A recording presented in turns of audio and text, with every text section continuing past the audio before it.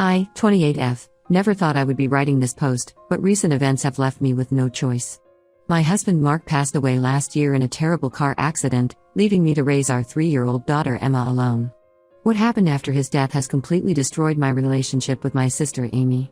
Mark and I met during our freshman year of college. He was studying engineering, and I was in business school. We started dating after being paired up for a joint project between our departments.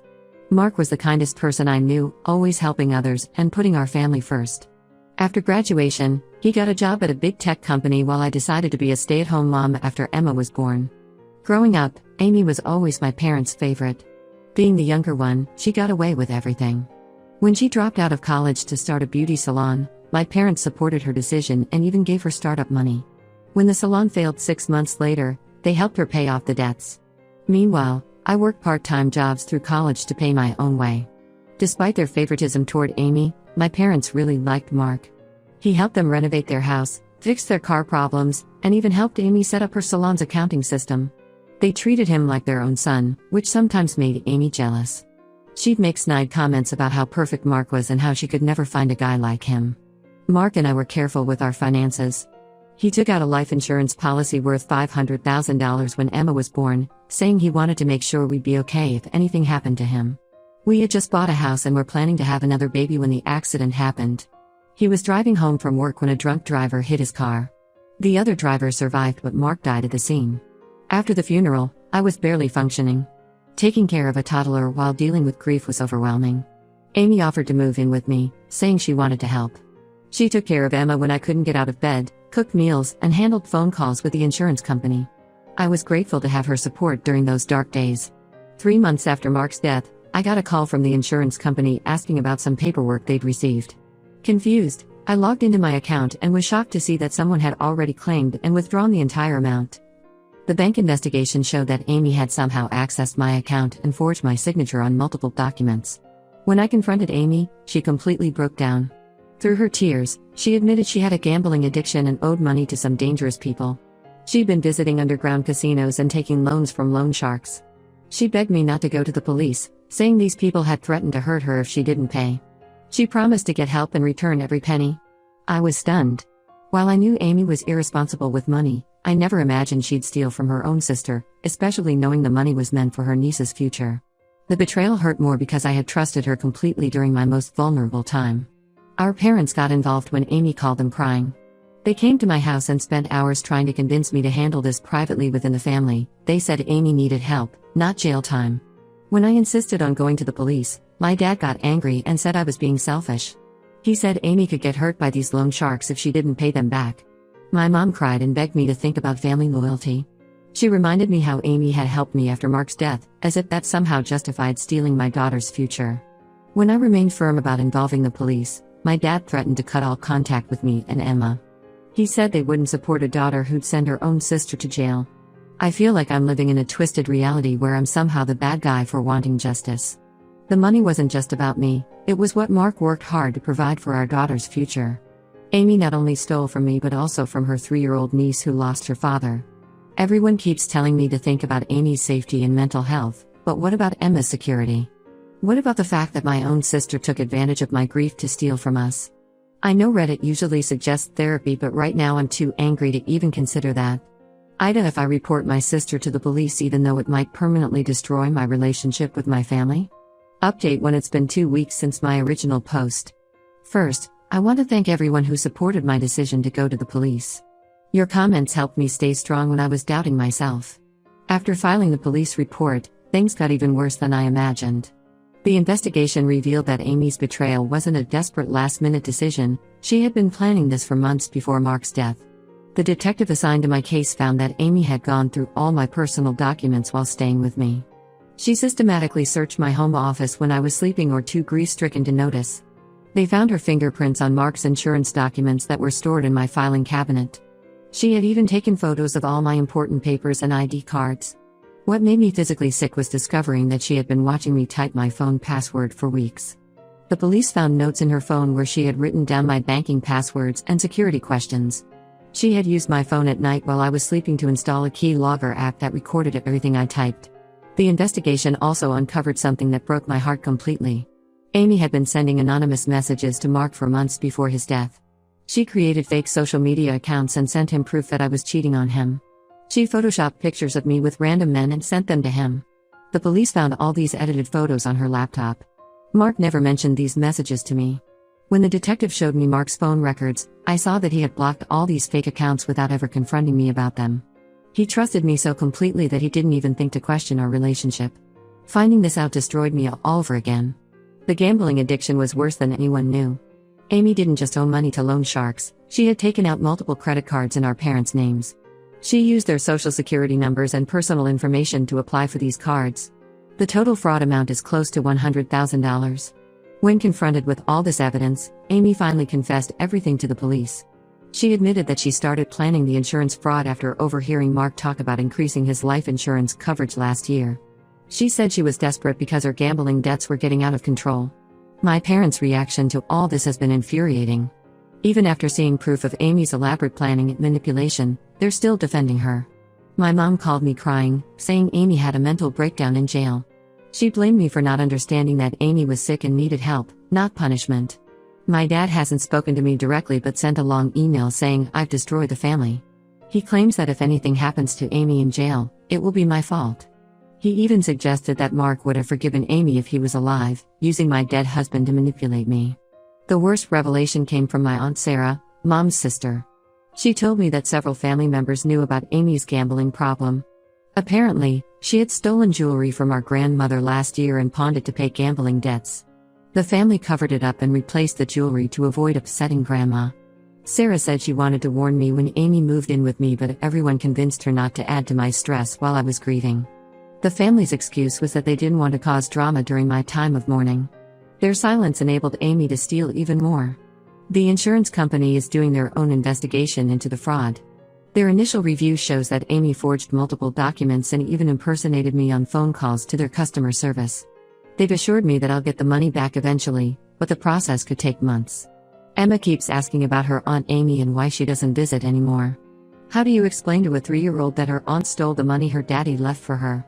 Every time she asks, I feel the betrayal all over again. I've had to hire a lawyer to handle everything because it's become too overwhelming. The lawyer discovered that Amy also tried to change the beneficiary on some of Mark's other policies but failed because they required in-person verification. My parents have completely cut contact with me and Emma. They've been telling everyone that I'm cruel and unforgiving, that I chose money over family. They don't seem to understand that this isn't just about money, it's about Amy betraying my trust when I was at my most vulnerable, trying to destroy my marriage before Mark died, and stealing from her own niece. Right now, Amy is in jail awaiting trial. Her court-appointed lawyer is trying to get her a plea deal by claiming she has a gambling addiction and needs rehabilitation instead of jail time. I've instructed my lawyer to fight against any lenient deals. After discovering the extent of her planning and manipulation, I want her to face full consequences for her actions. I know this update is heavy, but I needed to share how deep this betrayal goes. Some relatives are still pressuring me to drop the charges, saying jail won't help Amy's mental health. But I keep thinking about how she watched me grieve while knowing she was stealing from us, how she tried to destroy my marriage, and how she betrayed not just me but also her niece. I can't forgive that. Update 2-3 months have passed since my last update. The court proceedings against Amy have revealed even more shocking details that have completely changed my family dynamics. During the trial, the prosecutor presented evidence that Amy had stolen much more than we initially discovered. The investigation into her finances revealed she had taken almost $50,000 from our parents' retirement savings. She used their personal information to access their accounts and gradually transferred money to herself over 6 months. She also maxed out 3 credit cards in their names, racking up over $75,000 in gambling debts at various casinos. What's truly disturbing is that Amy kept meticulous records of all her thefts. The police found a notebook where she tracked every account she had access to, including passwords and security questions. She even had a schedule of when to make withdrawals to avoid detection. The level of planning shows this wasn't just addiction, it was calculated theft. The most painful revelation came from one of Mark's co-workers who testified in court. He revealed that Amy had been messaging him too, trying to get dirt on Mark. She wanted him to lie to me about Mark having an affair at work. The co-worker showed screenshots where Amy offered him $5,000 to help her break up my marriage. Thankfully, he refused and had kept the messages as evidence. Our parents finally had to face the truth when they testified in court. They broke down when confronted with bank statements showing how Amy had systematically drained the retirement fund. My mom couldn't stop crying when she realized that the money they thought they were spending on Amy's business ventures was actually going to casinos. The judge was particularly harsh with Amy because of her deliberate targeting of family members. She got sentenced to 5 years in prison for multiple counts of fraud, identity theft, and grand larceny. She'll also have to pay restitution to all her victims, including our parents. After the sentencing, my parents tried to apologize to me. They sent a long letter admitting they had been blind to Amy's manipulation for years. They confessed that she had stolen from them before, but they always covered it up, thinking they were protecting her. Now they've lost their retirement savings and their relationship with both daughters. I've used some of the insurance money to hire a lawyer to get a restraining order against Amy. When she gets out of prison, she won't be allowed near me or Emma. The lawyer is also helping me set up a trust for Emma's college fund so no one can access it except me. My parents keep trying to rebuild our relationship, but I'm not ready. They've shown up at my house several times with gifts for Emma, crying and begging for forgiveness. While I understand they're victims too, I can't forget how they threatened to cut contact with their granddaughter to protect Amy. They chose to believe her lies over supporting their grieving daughter and granddaughter. The extended family is divided. Some understand my position and have cut contact with Amy completely. Others think I'm being too harsh and should forgive her since she's family and is now getting help for her addiction. A few relatives even suggested I should help pay for Amy's legal fees since I'm financially stable now that I have the insurance money back. Emma's starting to understand more about what happened. She overheard me talking to my lawyer and asked if Aunt Amy was a bad person who took Daddy's money. I tried to explain it in terms a 3-year-old could understand, telling her that Aunt Amy made bad choices and had to go away for a while to learn to make better ones. The insurance company finally finished their investigation and released Mark's insurance money to me. They've also pressed additional charges against Amy for insurance fraud. I've used part of the money to buy a new house in a different neighborhood because our old place had too many painful memories. Sometimes I still can't believe how much damage Amy caused to our entire family. She didn't just steal money, she tried to destroy my marriage, betrayed everyone's trust, and tore our family apart. The worst part is that she showed no real remorse during the trial. Her only concern seemed to be getting a lighter sentence. Several of Mark's friends have reached out after learning the full story in court. They told me about other times Amy had tried to create problems in our marriage, but Mark had always brushed it off to keep peace in the family. Learning about these past incidents has made me even more certain that cutting all ties with Amy was the right decision. Update 3. It's been 6 months since my last update, and a lot has changed. Amy sent me a letter from prison last month. She wrote that she's joined a gambling addiction program and is getting help. She claims she thinks about her actions every day and deeply regrets hurting me and Emma. The letter went on about how much she misses being an aunt and hopes that someday I can forgive her. She included some drawings she made for Emma and asked if I could show them to her. I threw everything in the trash. Her words mean nothing to me anymore, especially after everything that came out during the trial. My parents haven't given up trying to reunite the family. They show up at my house unannounced, call from different numbers when I block them, and even try to reach me through my work. They keep saying that Amy is really changing in prison and that family should stick together no matter what. My mom sent me photos of Amy in her prison uniform looking sad, thinking it would make me feel sympathetic. Last week, they crossed a line by going to Emma's preschool. They tried to see her during pickup time, but thankfully the school had my instructions not to let anyone except me near her. I had to get my lawyer involved and send them a cease and desist letter. Now they're telling everyone that I'm using their granddaughter to punish them. Some of my cousins reached out saying I should give my parents another chance since they lost both their retirement savings and their daughters. They think I'm being cruel by keeping Emma away from her grandparents. One aunt even suggested that Mark would want Emma to have a relationship with her grandparents. I'm sick of people using my dead husband to manipulate me. I've moved to a different city 2 hours away to start fresh. I bought a small house in a nice neighborhood with good schools for Emma. The distance has made it harder for my family to show up unexpectedly. I only communicate with them through my lawyer regarding any legal matters about Amy's restitution payments. The insurance money is safely invested for Emma's future. I've started an online business selling handmade jewelry, something I used to do as a hobby when Mark was alive. It lets me work from home and spend more time with Emma. She's adjusted well to our new life and doesn't ask about Amy anymore. Some days I feel sad about losing my entire family, but then I remember how they all chose to enable Amy's behavior for years. They covered up her thefts, made excuses for her actions, and expected me to do the same. Even now, they're more concerned about Amy's feelings in prison than about what she did to her niece's future.